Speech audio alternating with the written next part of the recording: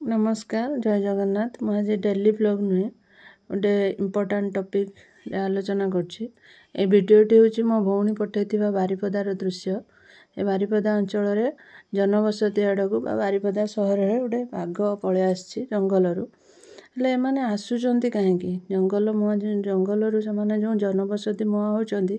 काहेकि एमानकर एथिरे सेमानकर भूल नहीं भूल होउचे आम मानकर आमे कौन करुचे ना सेमानकर जंगल को नष्ट कर दउचे जा फल से माने बासहीन हो जाउचंती आ जंगल नष्ट कर देवा फल सेमानक पई खाद्य भी नाही तेणु खाद्य अन्वेषण करने उद्देश्य से कौन करुचंती ना होउचे पळे आसुचंती कोठी की ना आम जनबसति आड़े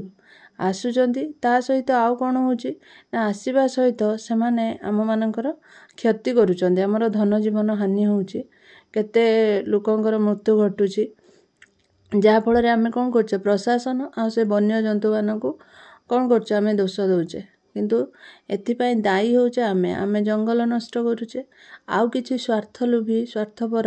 हमर शिकारी माने कौन करछंती ना वन्य जंतु शिकार करबा उद्देश्य रे जंगल को पोड़ी दउचंती बा जंगल रे निया दउचंती तेणु से माने कौन करछंती ना भय पाइकी जंगलरू से माने आम जनबसति आड़क